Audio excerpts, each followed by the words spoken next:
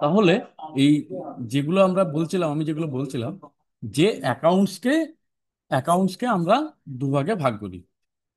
একটা হচ্ছে আমরা যেটা মানে অ্যাকাউন্টস মানে যেটা আমরা বলি অ্যাকাউন্টস মানে ঘটনা, আর অ্যাকাউন্টিং মানে হচ্ছে সেই ঘটনাটা নথিভুক্তকরণ বা লিপিবদ্ধকরণ, যেটাই বলি। এই দুটো ভাষা আমরা শুনেছি। পিআরআই অ্যাকাউন্টস এর ক্ষেত্রে এটাকে আমরা অ্যাজ এ ইনসিডেন্ট হিসাবে ধরি, মানে যা ইনসিডেন্টটা ঘটে সেই ইনসিডেন্টের এগেনস্টে আমাদের যে বুকস অফ অ্যাকাউন্টসে যেটা নোটিং এর কাজটা করি বা টিং এর কাজটা করি, সেটাকে আমরা বলি অ্যাকাউন্টিং এর কাজ বা নথিভুক্তকরণের কাজ। এই অ্যাকাউন্টসকে আমরা মোটামুটি তিন ভাগে ভাগ করি। কি কি? রিয়েল অ্যাকাউন্ট, নমিনাল অ্যাকাউন্ট আর পার্সোনাল অ্যাকাউন্ট। রিয়েল অ্যাকাউন্ট মানে হচ্ছে সম্পত্তিগত হিসাব, নমিনাল অ্যাকাউন্ট মানে হচ্ছে খাতগত হিসাব, পার্সোনাল অ্যাকাউন্ট মানে হচ্ছে ব্যক্তিগত হিসাব। এই যে রিয়েল অ্যাকাউন্ট বললাম, সম্পত্তিগত হিসাব, এই সম্পত্তিগত হিসাব মানে কি হচ্ছে, যেখানে আপনার অ্যাকচুয়ালি ফিজিক্যালি টাকাগুলো থাকে, মানে সম্পত্তি থাকে, ফিনান্সিয়াল সম্পত্তিটা থাকে, সেটা কোথায় না? রিয়েল অ্যাকাউন্টের ক্ষেত্রে হচ্ছে ক্যাশ ব্যাংক ট্রেজারি, মানে ব্যাংক ক্যাশ ট্রেজারি আছে এখানে। মানে গ্রাম পঞ্চায়েতের ক্ষেত্রে দুটো হবে, ব্যাংক আর ক্যাশ, আর পঞ্চায়েত সমিতির ক্ষেত্রে ট্রেজারিটা ইনক্লুড হবে। যেহেতু গ্রাম পঞ্চায়েতে double column cash book, cash আর ব্যাংক আছে, আর panchayat samiti triple column cash book, cash cash bank treasury. তার জন্য রিয়েল অ্যাকাউন্ট হচ্ছে তিনটে। আর নমিনাল অ্যাকাউন্ট বলতে কি? নমিনাল অ্যাকাউন্ট বলতে যে ওই যে টাকাগুলো, যেখানে আমার রিয়েল অ্যাকাউন্টে যে টাকাগুলো আমার আছে, সেটা আমার কি কি পারপাস বা কি কি ফান্ডের এগেনস্টে আছে, সেটাকে আমরা বলি নমিনাল অ্যাকাউন্ট। যেমন এক্সাম্পল ওএসআর 15, ফিফ, সিএসসিএমআই, এনআরএইচএম, আদার্স আরো যতগুলো ফান্ড আছে আপনার, সেই যতগুলো ফান্ড। আর এখানে যেটা বললাম যে এই যে পার্সোনাল অ্যাকাউন্ট, যেটা বললাম পার্সোনাল অ্যাকাউন্ট মানে হচ্ছে ব্যক্তিগত হিসাব, মানে কোনো একজন ব্যক্তির আপনি যদি কোনো হিসাব রাখেন। ব্যক্তিকেন্দ্রিক হিসাব কখন হয় না? আমাদের যদি আমি ইন জেনারেল কথা বলি, যে অর্গানাইজেশন দু ধরনের অর্গানাইজেশন হয়।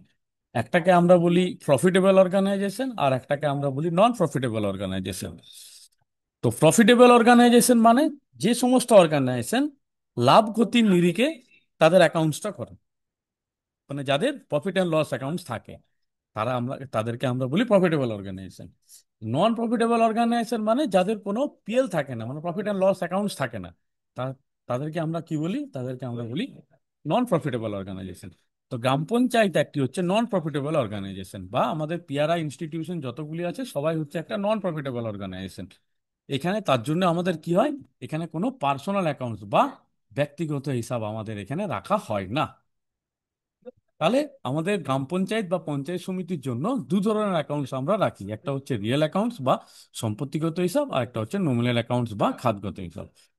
এই রিয়েল অ্যাকাউন্টস এর মধ্যে যেটা আছে বললাম ক্যাশ ব্যাংক ট্রেজারি, পঞ্চায়েত সমিতির জন্য, গ্রাম পঞ্চায়েতের জন্য ট্রেজারি তো থাকবে না।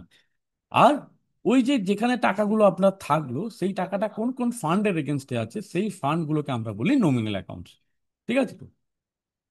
তাহলে এখন আপনাকে আমি যদি বলি, এখন যদি উদাহরণ দিই, যে উম, আপনি আমাকে বলুন যে আপনার এই যে রিয়েল অ্যাকাউন্ট যেটা ছিল, এই যে রিয়েল অ্যাকাউন্ট যেটা আপনার ছিল, এই রিয়েল অ্যাকাউন্ট মানে এই সম্পত্তিগত হিসাবে যদি আপনার 100 টাকা থাকে,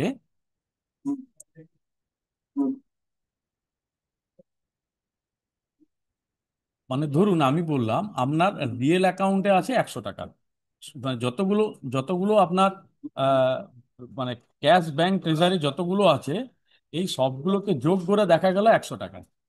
তাহলে আপনার যে ফান্ড, যতগুলো ফান্ড আছে আপনার, মানে যতগুলো ফান্ড আপনার আছে, সেই ফান্ডগুলোকে যোগ করলে কত হবে, যেগুলো যেটাকে আমরা নমিনাল বলি, এই নমিনাল গুলোকে যোগ করলে কত হবে? 100 টাকাই হবে। তার কারণ আমি প্রথমেই বললাম যে আপনি এই ক্যাশ আর ব্যাংক আর ট্রেজারি, এখানে যে টাকাটা আপনার আছে, সেই টাকাটা কোন কোন ফান্ডে আছে, সেইটাকে আমরা বলি নমিনাল অ্যাকাউন্ট।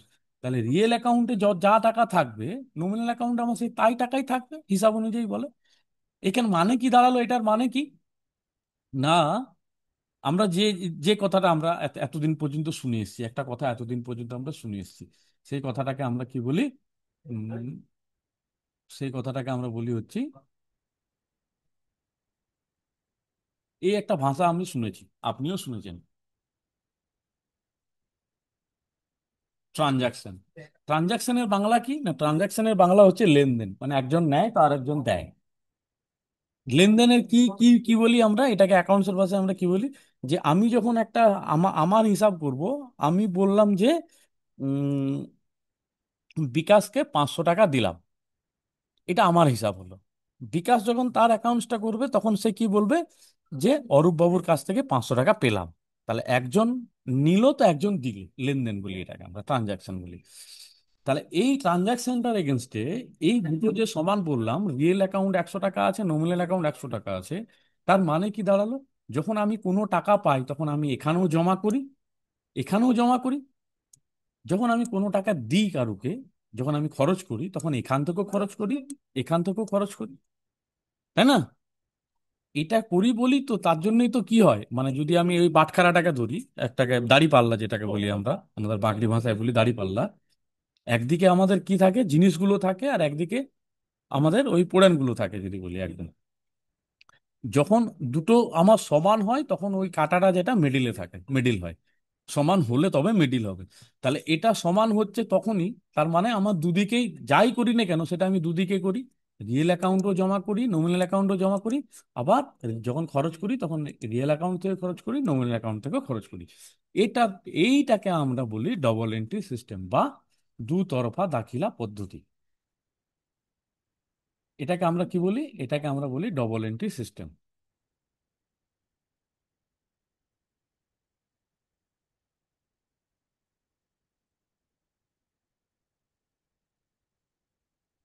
এটাকে আমরা বলি ডবল এন্ট্রি সিস্টেম।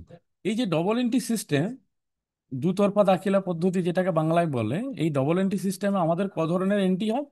এই ডবল এন্ট্রি সিস্টেমে আমাদের 4 ধরনের এন্ট্রি হয়। কি কি? একটাকে আমরা বলি রিসিপ্ট, একটাকে বলি পেমেন্ট, একটাকে বলি হচ্ছে কন্ট্রা, আর একটাকে বলি হচ্ছে journal. Receipt, payment, contra, journal. এই ডবল এন্ট্রি সিস্টেমে আপনার এই 4 ধরনের এন্ট্রি হয়, receipt, payment, contra, journal. Receipt মানে কি?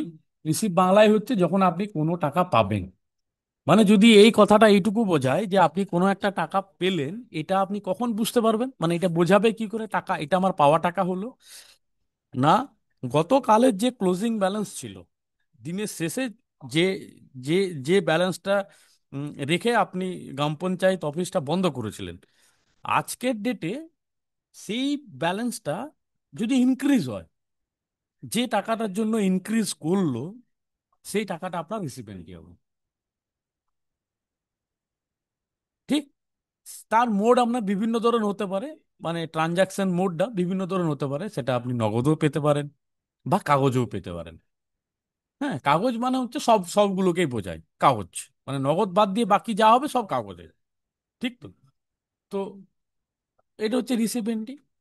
পেমেন্ট এন্ট্রি মানে গতকালকে যখন আপনি গ্রাম পঞ্চায়েত অফিস বন্ধ করেছিলেন, তার থেকে যদি ব্যালেন্স আজকে আরো কমে যায়, যে টাকাটা আপনার কমে গেল সেই টাকাটা আপনার পেমেন্ট এন্ট্রি হবে। ডিক্রিজ যদি বলি, সেটা আপনার দু ধরনের হতে পারে, হয় নগদ না হয় কাগজ, দুটোর মধ্যে একটা। কন্ট্রা এন্ট্রি ডেফিনেশন হচ্ছে, বাংলায় যদি বলি, কন্ট্রা এন্ট্রি ডেফিনেশন হচ্ছে, এইটা হচ্ছে বাংলা, কেন এটাই ভালো করে বুঝুন। কন্ট্রা এন্ট্রি ডেফিনেশন হচ্ছে real two real transfer, real two real transfer, এটা হচ্ছে কন্ট্রা এন্ট্রি ডেফিনেশন। মানে যখন আপনার একটা রিয়েল অ্যাকাউন্ট থেকে আরেকটা রিয়েল অ্যাকাউন্টে আপনার টাকাটা যাবে।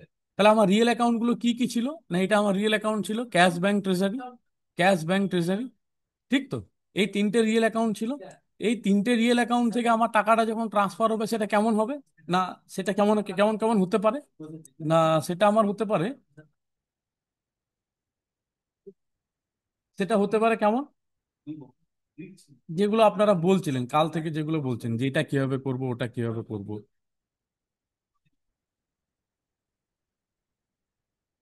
সেটা হতে পারে যে রিয়েল টু রিয়েল ট্রান্সফার। সেটা হতে পারে কি, যেমন আমি আপনাকে বললাম cash to bank, cash to bank মানে যেটাকে আমরা বলি ব্যাংক ডিপোজিট, আর তো কিছু নয়। ক্যাশ টু ব্যাংক মানে হচ্ছে ব্যাংক ডিপোজিট, ক্যাশ থেকে আমার টাকাটা খরচ হলো, ব্যাংকে টাকাটা জমা হলো, যেটা আমরা এতদিন পর্যন্ত ব্যাংক ডিপোজিট জানতাম। একটা হচ্ছে ব্যাংক টু ক্যাশ, মানে ব্যাংক উইথড্র, ব্যাংক থেকে টাকাটা তুলে এনে আমি ক্যাশে জমা করলাম। আর একটা হচ্ছে ব্যাংক টু ব্যাংক, মানে আমার একটা ব্যাংক অ্যাকাউন্ট থেকে আর একটা ব্যাংক অ্যাকাউন্টে টাকাটা গেল।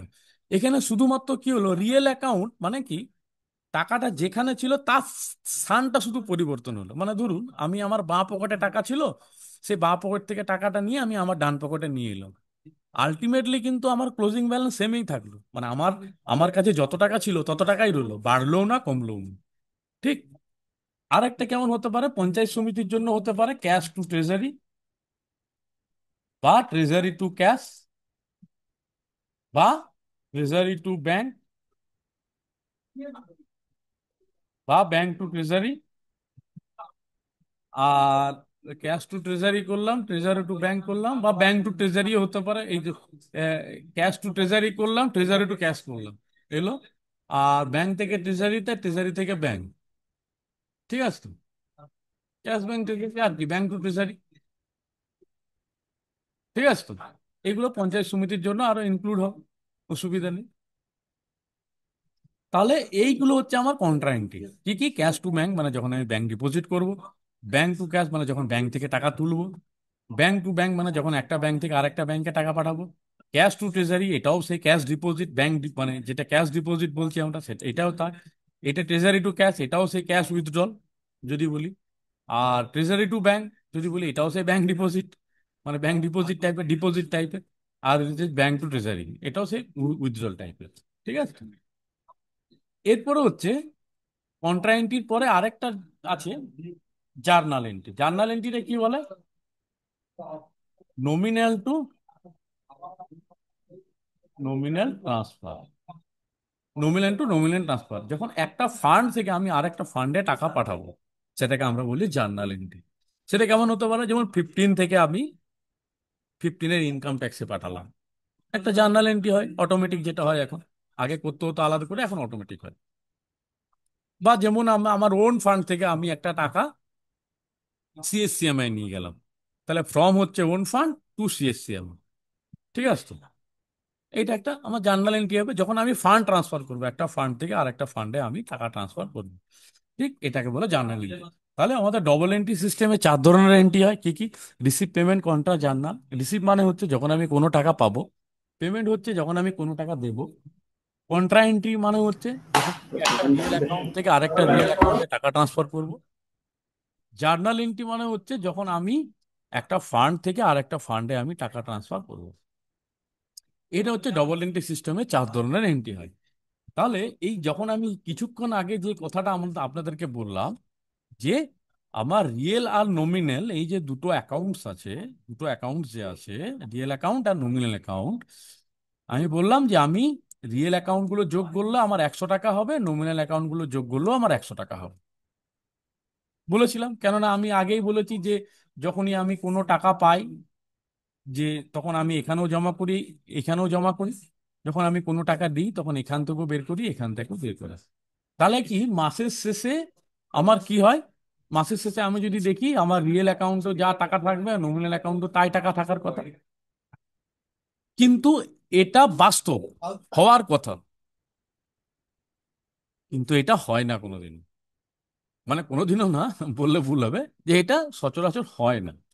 এটা না হওয়ার কারণ কি? না, এটা না হওয়ার কারণ হচ্ছে কি, আপনি যখন একজনকে টাকা দিলেন, সেই টাকাটা নিয়ে চলে গেল, আপনি আপনার ক্যাশবুক থেকে টাকাটা বাদ দিয়ে দিলেন যে আমি অরূপকে টাকা দিলাম। হ্যাঁ।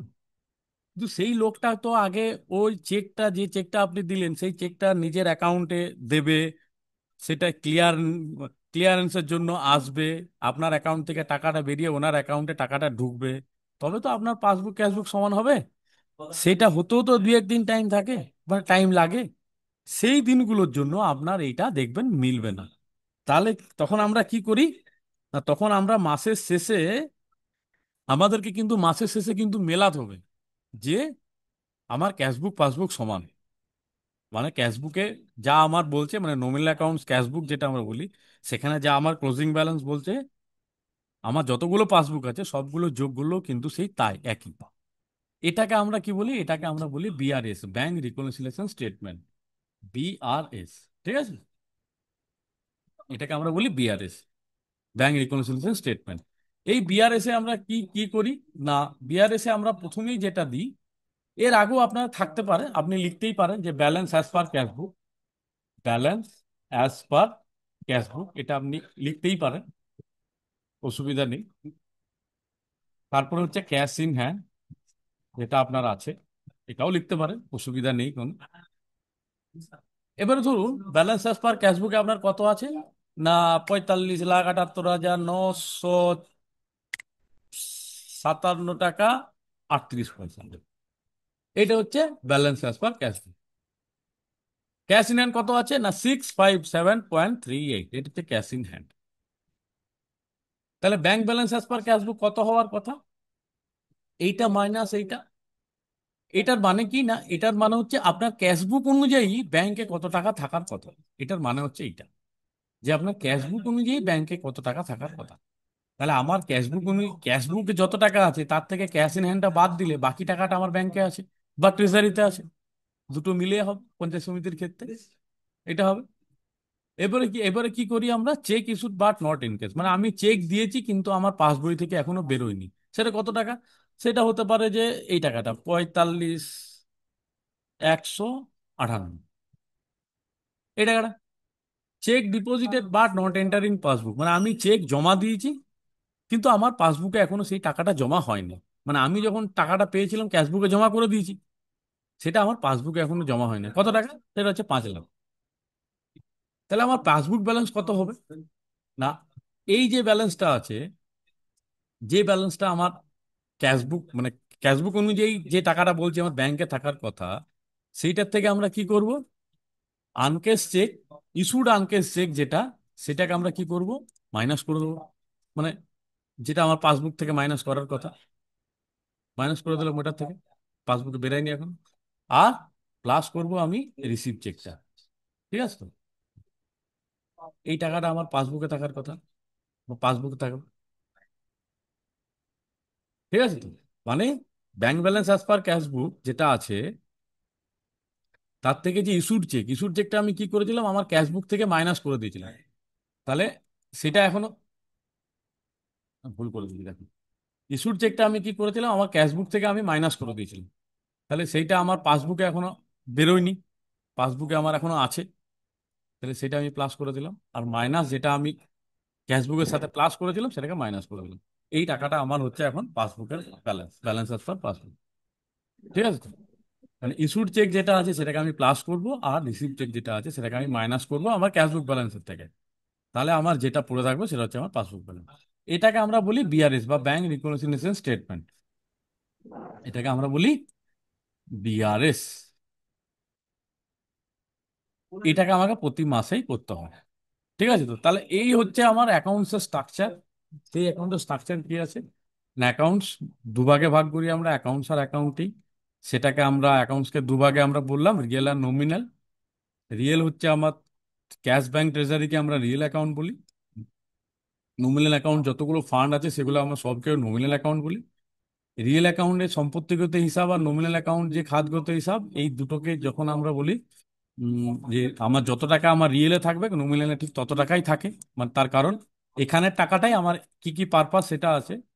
তার মানে দাঁড়ায় যে আমি যখন কোনো টাকা পাই তখন এখানেও যোগ করি, এখানেও যোগ করি। যখন কোনো টাকা আমি কারোকে দিই তখন এখান থেকেও দিই, আমি এখান থেকেও দিই। এটাকে বলে ট্রানজাকশন। এই যেটা আমি বললাম এটাকে আমরা বলি ডবল এন্ট্রি সিস্টেম। এই ডবল এন্ট্রি সিস্টেমে আমাদের 4 ধরনের এন্ট্রি হয়। কি কি, receive payment, contra, journal. Receive যখন আপনি কোনো টাকা পাবেন, পেমেন্ট যখন কোনো টাকা দেবেন, কন্ট্রা যখন রিয়েল টু রিয়েল ট্রান্সফার হবে মানে ক্যাশ ব্যাংক ট্রেজারি, এই তিনটের মধ্যে যখন টাকা ট্রান্সফার হবে। আর জার্নাল মানে হচ্ছে নমিনাল টু নমিনাল ট্রান্সফার। এই যে যেগুলো করলাম সেটা আমার কেমন হয় সেটাকে এখানে কন্ট্রা এন্ট্রির এটা দেওয়া আছে, cash to bank, bank to cash, bank to bank, cash to treasury, treasury to cash, treasury to bank, bank to treasury. ঠিক এই হচ্ছে আপনার অ্যাকাউন্টসের স্ট্রাকচার। যখন আপনি সহজ সরল করবেন তখন এইটা একটু বুঝে করবেন যাতে আপনার সমস্যাটা কম হয়। ঠিক, এরপরে বলুন আর কার প্রশ্ন আছে এই যেটা আমি দেখালাম এটা নিয়ে।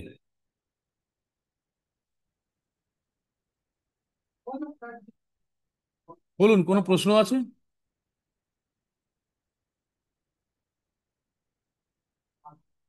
কোনো প্রশ্ন আছে? নেই?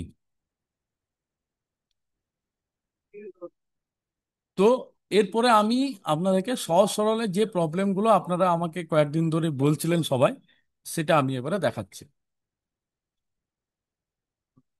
মিউট হয়ে গেল।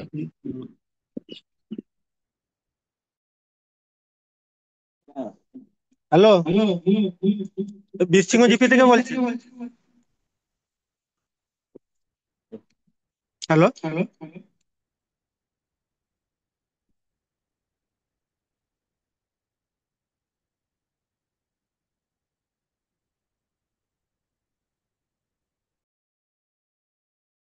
বুঝছি। সহজ সরল নিয়ে পরে আমি দুটো জিনিস দেখিয়ে দিই, যেটা সবাইকার ইউনিক প্রবলেম হচ্ছে। যে ফার্স্ট অফ অল ঠিক যেটা আছে। পাসবুকের ব্যালেন্স আপনারা অনেকে আর মেলাতে কি পারছেন। করা যায়? এটা mute হবে। কুস্তর জিপি থেকে বলছি। এটা আমি কথা বলতে পারবো না। আমি আগে বলে নিই, তারপর বলবেন। আচ্ছা। তো সহজ সরল নিয়ে পরে যেটা বলার সেটা হচ্ছে যে আহ, আমি এখানে সহজ সরল একটা গ্রাম পঞ্চায়েত আমি লগ ইন করছি। সেখানে যখন ভিজিট করে যে সমস্ত অ্যাক্টিভিটি গুলো আমাদের নর্মালি থাকে, যে বেনিফিশিয়ারি রেজিস্ট্রেশনটাকে কনফার্ম করা, যে বেনিফিশিয়ারি লাইভ আছেন এবং তিনি মাইগ্রেট করেননি, এবং বা তিনি অন্য কোনো Welcome to Sahaj Sarab. এই জাতীয় জিনিসগুলো আমরা ভেরিফাই করতাম। তার সঙ্গে হ্যালো, রিসিভটা করে নি তারপর বলছি। তো এইটা, এই আমি একটা গ্রাম পঞ্চায়েতে আমি লগ ইন করলাম। এই গ্রাম পঞ্চায়েতে যা ট্রানজাকশন আপনার হয়েছে, যা ট্রানজাকশন হয়েছে, সেগুলো আমি কোথার থেকে দেখতে পাবো? রিপোর্ট থেকে, নন স্কিমেটিক ক্যাশবুক আমি দেখতে পাবো। আমি ক্যাশবুকের একটা এপ্রিল মাসটা দেখলাম। আমি এপ্রিল থেকে দেখছি, এপ্রিল থেকে আজকের ডেট অনুযায়ী তো হবে না, এটা মান্থ ওয়াইজ হয় আপাতত। পরে ওটা ওপেন করে দেবো। এখানে আমার ক্যাশবুক দেখাবে, যা ট্রানজাকশন করেছি আমার সমস্ত কিছু দেখাবে। রিসিভ পেমেন্ট দুদিকেই দেখাচ্ছে যেমন দেখায়। এখানে যে ক্লোজিং ব্যালেন্সটা আছে, এই ক্লোজিংটা বলা হচ্ছে বাই ক্লোজিং ব্যালেন্স, এটা দেখাচ্ছে। এটা হচ্ছে ব্যাংকের কলাম, এটা দেখাচ্ছে। এটা হচ্ছে আমার ক্যাশের কলাম।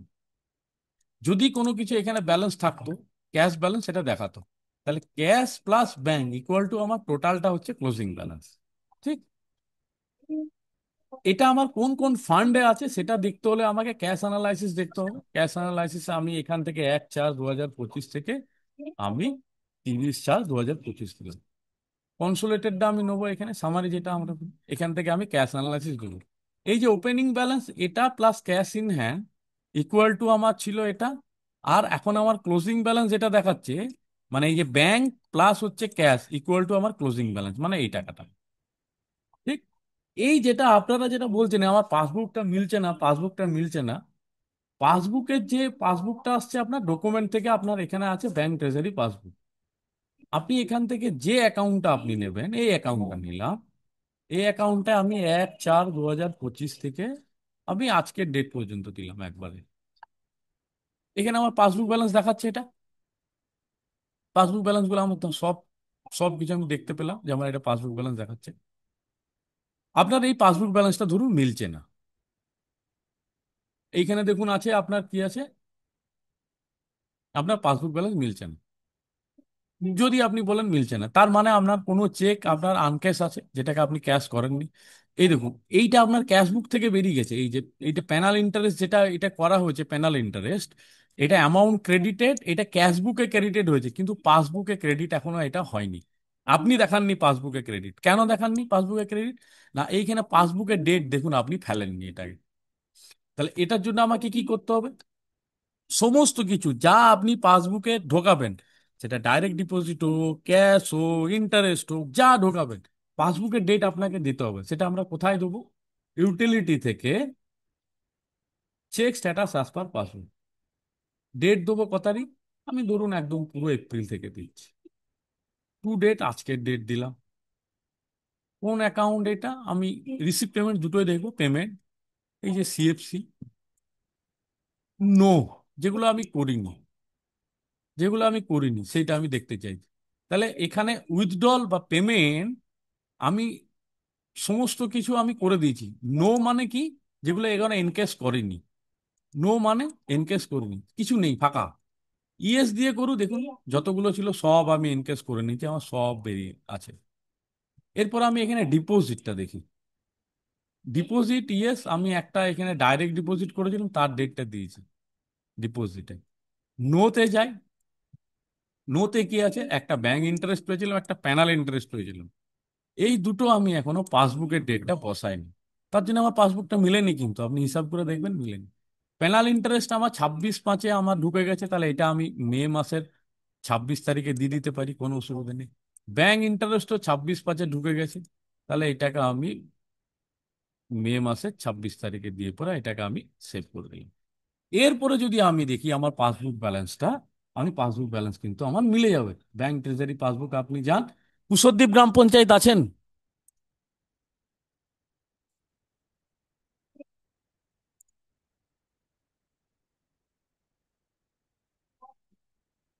কুশদ্বীপ গ্রাম পঞ্চায়েত আছেন?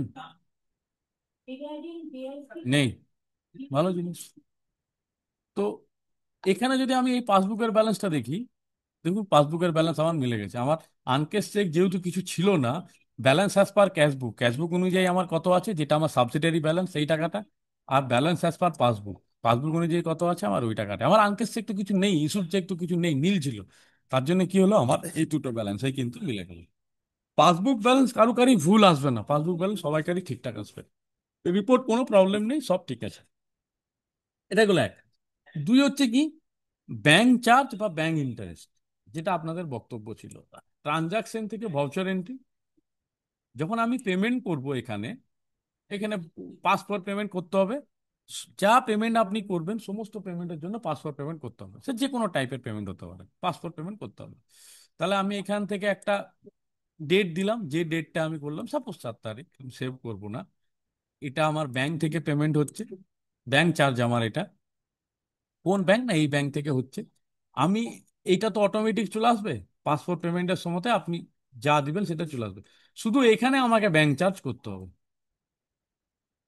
এটা আমাকে ব্যাংক চার্জ করতে হবে। তাহলে এই হেডটা আমার কি ছিল, এই এই যে হেডটা কি নিতে হতো, যদি আমার এটা 15 হয়, তাহলে এখানে আমি কি নিতাম, পাসপোর্ট পেমেন্টের সময় কি নিতাম, যখন আমি পাসপোর্ট পেমেন্ট করেছি তখন এখানে নিতাম আমি 15 ফিনান্স কমিশন। 15 ফিনান্স কমিশনের আনটায়ার্ড বা টায়ার্ড যেটা আমরা বলি, এনে 15-এর ইয়েটা তো নেয়নি কেন, এরা টায়ার্ড আনটায়ার্ড ভাগ করে নেয়নি কেন?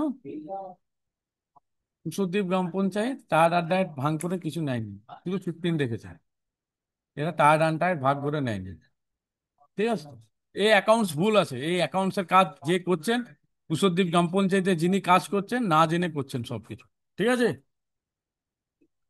পাত্রসার ব্লকেরই অনেক প্রবলেম, এখন পাত্রসার ব্লকটা অনেকটা সমস্যার মধ্যে আছে, আমরা যা বুঝেছি দেখেছি এখন, কেননা। অরুদা আমারটা একটু দেখুন না, একটু রসুলপুর। ঠিক আছে, আমি দেখেছিলাম। ঠিক আছে। হুম। তো এই এই এই কুশদ্বীপ গ্রাম পঞ্চায়েতের এটা এক সমস্যা আছে। তাহলে এটা আমি যদি 15 বা 15 আনটাইড নিতাম, এখানে যা লিখতাম লিখলাম, দিয়ে এখানে তো আদার্স লিখে কাকে পেমেন্ট করতে সেটা দিলে ওখান থেকে আপনার ভাউচার এন্ট্রি থেকে ওটা চলে আসতো। ইন্টারেস্টের ক্ষেত্রে তাই হবে, আমি রিসিভ করলাম, এখানে ডেট দিলাম, যে ডেট দেবো সেই ডেটে হবে এটা, ব্যাংকে রিসিভ হবে। এটা 15 ফিনান্স কমিশনে যদি থাকে আমার 15 ফিনান্স, আর এটা হবে 15 ফিনান্স, কোন ব্যাংক সেটা এই ব্যাংক। এইখানে আপনাকে করতে হবে এটাকে ব্যাংক ইন্টারেস্ট, বা এই যখন পেনাল ইন্টারেস্ট পাবো তখন এখানে পেনাল ইন্টারেস্ট করা আছে, পেনাল ইন্টারেস্ট পাবো, পেনাল ইন্টারেস্ট, ব্যাংক ইন্টারেস্ট, যা আপনি করবেন এখানে, এখান থেকে যেটি করবেন সেটি অটোমেটিক আপনার ব্যাংক ইন্টারেস্ট হিসাবে অ্যাড হয়ে যাবে। ক্লিয়ার? এখানে অনেক গ্রাম পঞ্চায়েত আছে যারা এখনো পর্যন্ত হেড গুলো নেননি। কোন হেড গুলো? না, আপনার যে রিসিভ পেমেন্ট হেড গুলো আছে, আমি বলেছিলাম কি, মার্চ মাসের ডেটে, যে আপনার 31 মার্চে আপনার যে কম্পাইল রিপোর্টটা আছে, সেই কম্পাইল রিপোর্টটা নেবেন, নিয়ে মাস মাস্টার থেকে অ্যাকাউন্ট কোড থেকে নমিনাল অ্যাকাউন্ট করে যাবেন। এখান থেকে প্রত্যেকটা হেডকে আপনি নেবেন ওন ফান্ড বা 15 ফিনান্স কমিশন, 15 ফিনান্স কমিশন আপনি নিলেন, 15 ফিনান্স কমিশন টায়ার্ড। তাহলে 15 ফিনান্স কমিশন টায়ার্ড থেকে আমি যে যে পারপাসে রিসিভ পেমেন্ট করি, সেইগুলো আমি নেব। যেমন টায়ার্ডের ওয়াটার টেস্টিং হয় আমি নিলাম, সোলার সাবমার্সিবল আমি ধরুন করি এটা নিলাম, টিউবওয়েল রিপেয়ারিং আমি করি এটাকেও নিলাম, স্যানিটেশন আমি কাজ করি এটাকে নিলাম, হ্যান্ড পাম্পের কাজ করি মানে টিউবওয়েল এটাও নিলাম, আরো প্রচুর আছে এখানে, ড্রেনেজ সিস্টেমের কাজ করি এটাকে নিলাম, তারপরে কুয়োর যদি কোনো কাজ করি এটাকেও নিলাম, urinal for toilet GP office যদি করি নিলাম, পাকা ড্রেন আমি করি এটাও নিলাম, কমিউনিটি টয়লেট করি এটাও নিলাম, মানে টায়ার্ডে যত হেড থাকার কথা সেখানে সব থাকে। এটা পেমেন্ট হেড একটা আছে টায়ার্ডের, একটা রিসিভ হেড আছে টায়ার্ডের, নিলাম, হ্যাঁ। ঠিক। সেরকম এখান থেকে আনটাইডও আমি নিয়ে নেবো, এখান থেকে যদি আনটাইড আমি সার্চ করি আনটাইডও নিয়ে নেবো, আনটাইডেরও প্রচুর হেড আছে, সেগুলো নিয়ে নেবো। এটা গেল এক। ওন ফান্ডের হেড গুলো নেবো, যতগুলো আমার ওন ফান্ড আছে, ওন ফান্ড। এখানে ওন ফান্ড কিন্তু দু ধরনের আছে। এই ওএসআর ব্যাংক বলে একটা আছে, এটা কেউ নেবেন না, হ্যাঁ। এই ওএসআর ব্যাংকটাকে কেউ নেবেন না, যদি কেউ নিয়ে থাকেন এটাকে ডিলিট করে দেবেন। এটা আলাদা হিসাবের জন্য আছে, এটা গ্রাম পঞ্চায়েতের জন্য নয়, পঞ্চায়েত সমিতির জন্য আছে ওএসআর ব্যাংক। এটাকে কেউ নেবেন না। এটা বাদ দিয়ে পরে বাকি ওন ফান্ডে যা আছে সেগুলো আপনারা সবাই নেবেন, কোনো অসুবিধা নেই।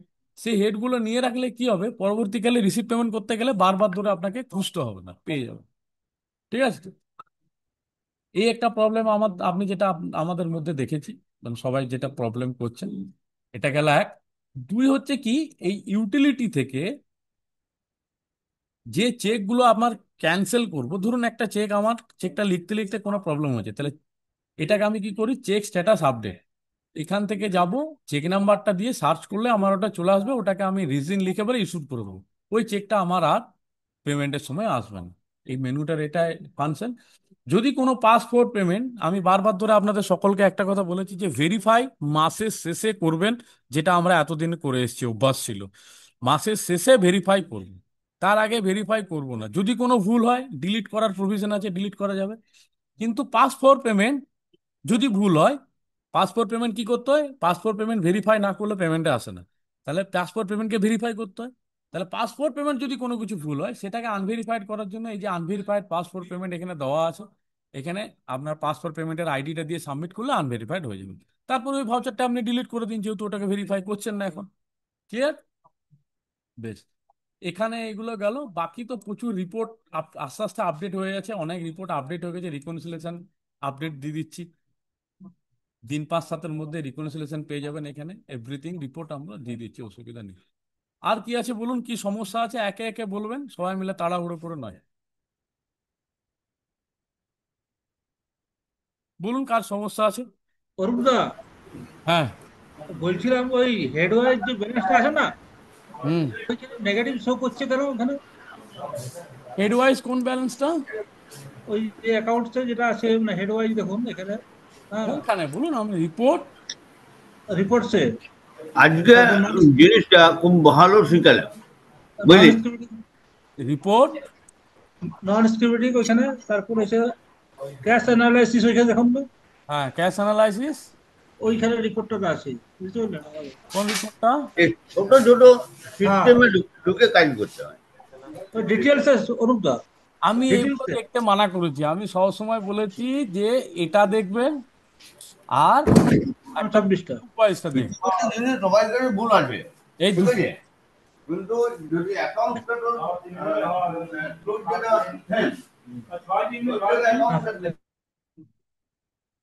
আমি বলেছি এই দুটো দেখবেন, বাকিগুলো দেখবেন না, এগুলো এখনো পর্যন্ত ঠিক হয়নি, এগুলো ঠিক হলে বলে দেবো। সামারিটা দেখবেন সবসময়, ঠিক আছে তো? আর কার প্রশ্ন আছে বলুন। আর ওদের দিহি পাড়ার একবার পাসবুকটা দেখবেন ওয়েসারের। আপনার ভুল আছে কি? হ্যাঁ, মাইনাস দেখাচ্ছে ব্যালেন্সে, নমিনাল অ্যাকাউন্ট গুলো।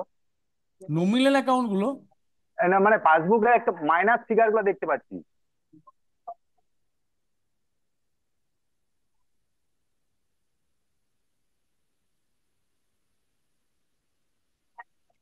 হ্যালো, অরূপদা। এক আমি কি লগ সেকেন্ড, এক আউট করবো? সেকেন্ড। আমি লগ আউট করবো? ডকুমেন্টস থেকে ব্যাংক ট্রেজারি পাসবুক, কোন অ্যাকাউন্টটা বলুন? ওই ওয়েসার লাস্ট থেকে 3 নম্বরটা। এই একটু কথা বলবেন না, হ্যাঁ, যাকে বলেছি সে বলবেন, বাকিকে কথা মিউট করবেন। কোন মাস দেখবো বলুন? এপ্রিলটা, এই হ্যাঁ মেটা মেটা। এপ্রিল থেকে মে পর্যন্ত দেখি কি আছে। হ্যাঁ হ্যাঁ হ্যাঁ। কোথায় মাইনাস এসছে স্যার? এই অলটা করুন দাদা, লাস্টেরটা আমি পাচ্ছি না যে। অল করব? না না, ব্যালেন্স একদম মিলে গেছে দাদা, ঠিক আছে ঠিক আছে। আমি তাহলে ভুল দেখছি। আমি আপনাদেরকে প্রথমে বলে দিয়েছি যে পাসবুক ব্যালেন্স এটা কখনোই ভুল হবে না। তার কারণ পাসবুক ব্যালেন্সটা, যেটা পাসবুক আমরা বসিয়েছিলাম সেখান থেকে নেওয়া হয়নি। ক্যাশ ক্যাশবুক ব্যালেন্স যেটা আছে, সেই ক্যাশবুক ব্যালেন্স থেকে চেক ইস্যুড, চেক রিসিভকে ক্যালকুলেশন চালিয়ে পাসবুক ব্যালেন্স তোলা হয়েছে। আপনি যতই ওখানে ভুল বসান, এখানে হবে না ভুল। আর কার কি প্রবলেম আছে বলছিলেন, বলুন তাড়াতাড়ি। হ্যালো। অরূপবাবু, আমি কুস্তর জিপি থেকে বলছি। হ্যালো। বলুন। বলছিলাম যে গতকাল কন্ট্রাক্ট ছিল 15 থেকে জেনারেল, সেখানে আমার দেখা ছিল যে ইনসাফিসিয়েন্ট ব্যালেন্স। উত্তর জিপির ইউজার পাসওয়ার্ড সার্চ দিন আমাকে, আমি আপনাকে দেখিয়ে দিচ্ছি। অরূপদা, হ্যাঁ বলুন। কখনোতে বলছি। আমি বলছি যেটা ভার্চুয়াল অ্যাকাউন্টে যেটা টাকাটা জমা হচ্ছে, পাসবুক সেই ব্যালেন্সটা টাকাটা আসেনি, তো ওটা কাল কাল কাল কাল পরশুর মধ্যে চলে আসবে। আমি কি বলছি, ভার্চুয়াল অ্যাকাউন্ট থেকে আমি যখনই ওটাকে কন্ট্রা করে দিচ্ছি, হুম। তারপরে আমি তো ওই ওই মাসে যেগুলো আমার ধরুন আসছে নাই পাসবুকে, সেটা কি আমি রেখে দেবো? ভার্চুয়াল অ্যাকাউন্টটা কি জন্য করা হয়েছে, লজিকটা না কি? না, ভার্চুয়াল অ্যাকাউন্টে টাকাটা থাকবে, তারপরে আমি যখন পাসবুকে আমার টাকাটা আসবে, আমি তখন ওটাকে কন্ট্রা করে নিয়ে চলে আসবো yes, general account. Yes, yes. আর সেই যেটা টাকাটি আসছে না, ওই যেটা আসছে না সেটা আমার ভার্চুয়াল সেটা অ্যাকাউন্টেই থেকে যাবে। ভার্চুয়ালি পুরো থাকবে, অসুবিধা নেই। হ্যাঁ। আরেকটা আমার আছে, ইগ্রাম স্বরাজে ব্যাংক রিকনসিলিয়েশন করতে যে আমি ক্যাশবুক ব্যালেন্সটা এখন দেখছি যে অনেক বেশি হয়ে গেছে, মানে ওটা যেটা ওটা মে মাসের। ওটা আলাদা, ওটা আলাদা, এটার সাথে পার্ট নয়, ওটা আলাদা।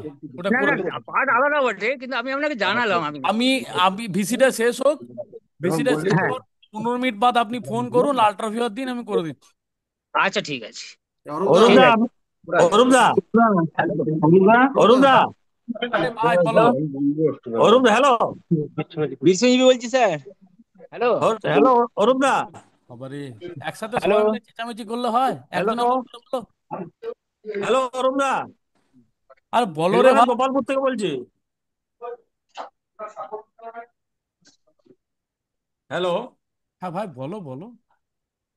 হিড়বাগান গোপালপুর থেকে বলছি। হ্যাঁ বলো, আমি শুনতে পাচ্ছি, বলো। দাদা, আমার ক্যাশ অ্যানালিসিসে ওন ফান্ড একটু নেগেটিভ দেখাচ্ছে, দু একটা।